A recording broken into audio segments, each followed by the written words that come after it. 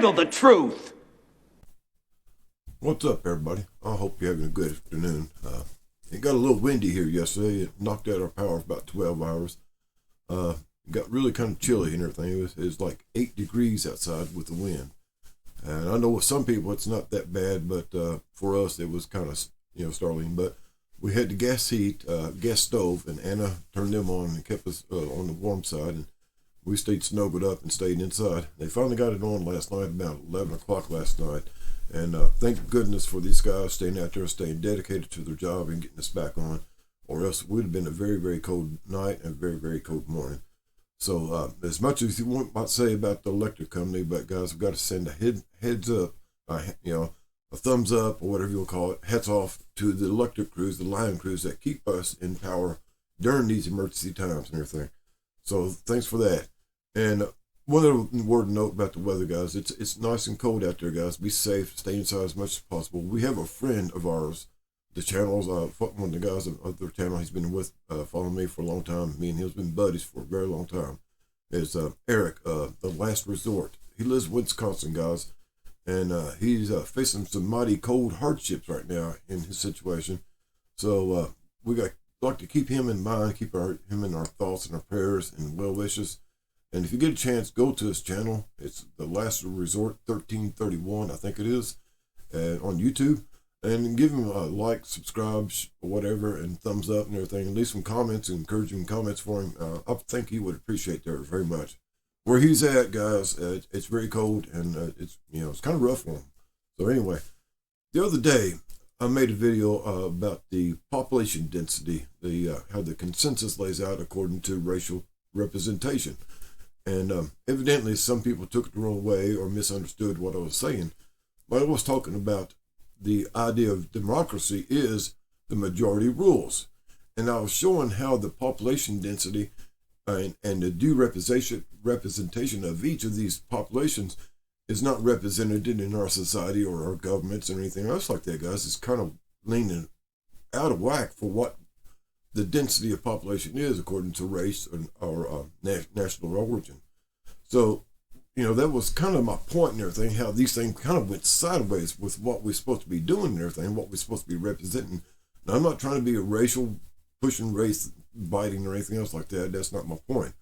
But I was showing you guys that we have gone far away from the idea of a democracy, so far away that we don't even recognize it anymore. It's not even in our vocabulary really anymore, except for making inflammatory statements and everything against one side or the other. So democracy is non-existent. It's almost non-existent in this idea. We have a bunch of entitled people on there and hollering they want their different flavor of ice cream.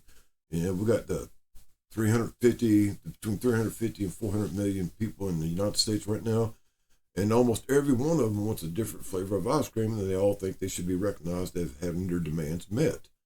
So anyway, our government, one thing, guys, in our White House and staffing of the White House and other things like that, the people that work at the White House and other buildings in D.C., they do represent the racial density disbursement of the United States, whereas so much population is represented for each race that's in the United States, accordingly by their percentage. So each one of them, so out of say 100 people, X amount, say Caucasians, is 64% represented. That's how many people is hired. Out of those 164 of them will be white.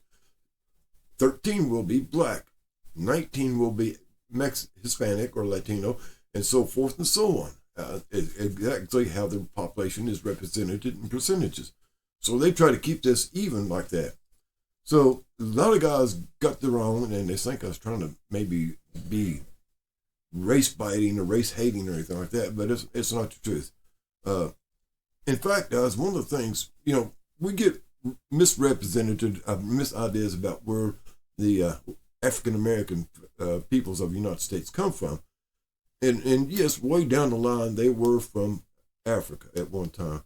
But the ones we have here in the United States, for the most part, 80% or maybe a little bit less, 75%, 70% even, is represented by people that came from the Caribbean, from Haiti, El Salvador, Cuba, and places like this, guys, were traders free traders, pirates, and everything else like that, instead of crossing across the way big old ocean from one side of the world to the other, they just went down south a little bit, loaded up with a few things, and brought them back north. And they tried to tell us that they bring these people with these long journeys, which people could die on because they didn't have water, no restroom, no bathroom facilities or anything like that, no food, and things like that. You know, these people would die on these weeks-long journeys, but instead they would hop up and down the coast, stopping in, getting fresh supplies, fresh water, and et cetera, picking up more and more as they went northward to trade the goods, which was the slaves. At one time, guys, so we wonder, how did these people get to the Caribbean? Well, guys, at one time, Africa was a kick-ass country. They sailed the world. They sailed the waters of the ocean. They was a rival for Atlantis at one time. Y'all don't know this, but at one time, the Queen of England went there and knelt at the throne of the King and Queen of Africa. The African nation, if you want to put them all as a nation, was there before the words represented the time era represented by in the beginning. They were the people that were there that Cain was afraid to be shown out to, tattooed and marked, so they would think he was a murderer and kill him. Those were the people he was afraid of, guys. That was the nation of Africa. They were there before Adam and Eve. And that's another story right there we can get into and tell all about it and everything, guys. But Africa used to be a kick-ass nation. They sailed the waters of the world. So it brings into wonder who actually did what, when, and where. Our narrative has been taken away from us and everything. But the reason I'm talking about this, guys, is because in the time before Adam and Eve, we had just came out of a time period they called the Younger Dryas period, which is around 12,000 years BC, 12,500 or so of BC. At the time of Adam and Eve, represented by the words in the beginning, was around 8,040 to 8,400 years BC. Noah was around 4,500 years BC. Noah. And then the Exodus was around 2,500 years BC. These numbers make a difference, guys, because we face certain cataclysmic periods every so often. The Younger Dryas period started around, what happened around 12,500 years BC, and it ended around 9,500 years BC. And of course, in the beginning was around 8,400 years BC. So you kind of understand how this time frame breaks down, guys, that we had this cataclysmic event called the Younger Dryas period, where pretty much everything on Earth was wiped out. It was a life-ending event, a extinction level event is what they call it also. Similar to what they told us Fukushima it was, and all these volcanoes going off, they're life-ending events or could be possibility. This was an actual life-ending event. And we go further forward to the flood of Noah. That is about the time of Nemesis, Nibiru passing through, approximately after that. And then the time of Noah, and then the time of Exodus was approximately 1,000 years after the flood. So that brings in a lot of questions about the timeline mentioned in the Bible. But here's the thing, guys. We already know that there is a 12,000 year cycle, approximately 12,000 years cataclysmic cycle that we face. There's also around a 3,600 year cycle called a Nemesis and Nibiru cycle that happens every so often. And then there's a cataclysmic event, maybe not a life-ending event, but damn near a life-ending event. So we got those. But there's another one. Someone named on YouTube named Two-Edged Sword turned me on to this and gave me some literature on it. But it is, it is a 120,000 year cycle. Light them if you got them. Smoke them if you got them.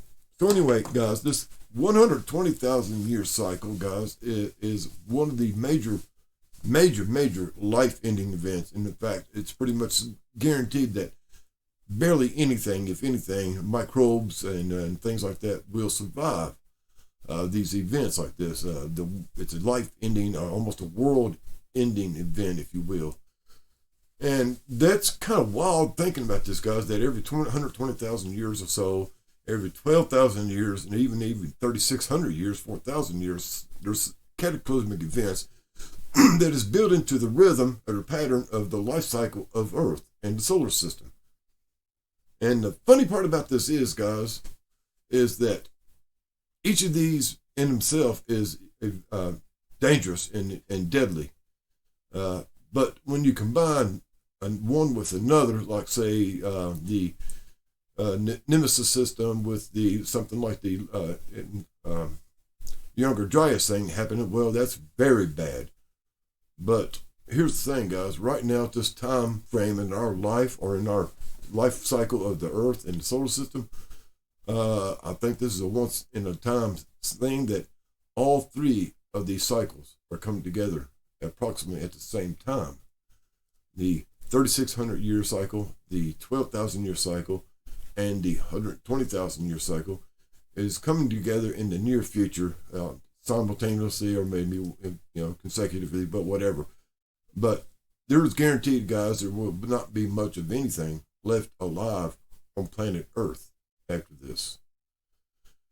So while we fuss around which gender is what and who stands on the white podium or the big podium in the TV screen or who wears the pointy hat in Rome, well, we got a little bit more serious things to consider, guys, is that we are reaching the end, possibly the end of all life ever on planet Earth. Y'all have a groovy day. Later, taters. Attention passengers, we've now reached our destination. We hope you enjoyed the flight and have a nice day.